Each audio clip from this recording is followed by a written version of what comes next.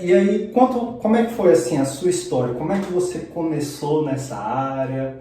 Como é que você decidiu abrir uma escola? Conta pra nós aí. Vamos lá. Primeiro tem três começos aí envolvidos, né?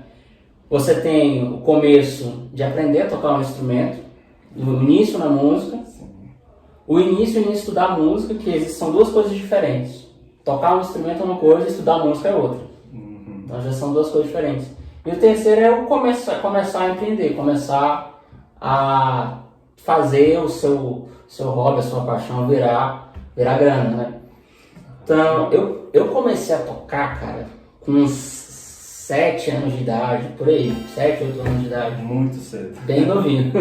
Bem novinho, porque eu já vim de uma família bem musical.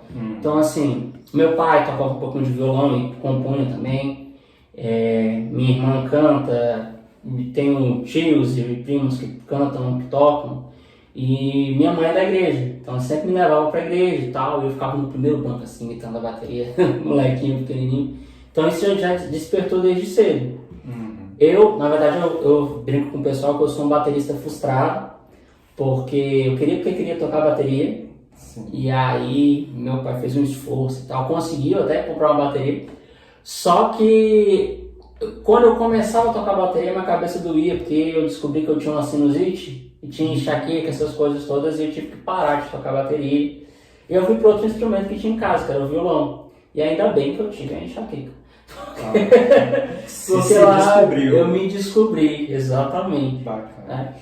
E aí, na minha escola, né, eu estudava numa escola de uma escola confessional, religiosa e tal, e lá eles tinham aula de música. Foi lá que eu me interessei por essa parte de leitura de partitura, esse tipo de coisa.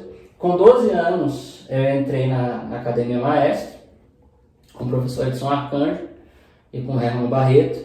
Fiquei pouco tempo lá, né? Fiquei um ano e meio, mas foi um tempo que eu aprendi bastante. Minha família teve algumas dificuldades financeiras, então eu tive que parar. Mas quando eu parei, foi um dos tempos que eu mais cresci. Porque eu fiquei estudando muita coisa sozinho. Né? Assim, livros, revistas. Naquela época o YouTube ainda estava começando, né? Então comprava muita fita cassete naquela época e tal. E sai da comodidade, né? Sim, com certeza. Você precisa se virar e você dá um gás maior. E posteriormente isso foi fundamental para eu criar uma metodologia diferenciada. Porque, por exemplo, aqui em Brasília nós temos escolas maravilhosas, mas qual o grande problema que eu enfrentei dentro de uma escola de música tradicional? É você entrar lá e aí você quer aprender um instrumento. Geralmente é assim, você tem 2 aulas por semana, uma aula de teoria e uma aula de prática.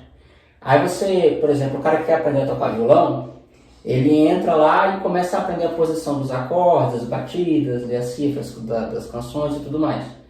Quando ele entra na sala, na turma de teoria, não tem só o cara do violão. Tem um cara de vários instrumentos. Tem um cara do violino, da flauta, do teclado, de todos os instrumentos. Então, assim, eles colocam a mesma teoria para todo mundo. Sim. E que a teoria musical é a mesma para todo mundo, mas os assuntos, eles têm ordens diferentes.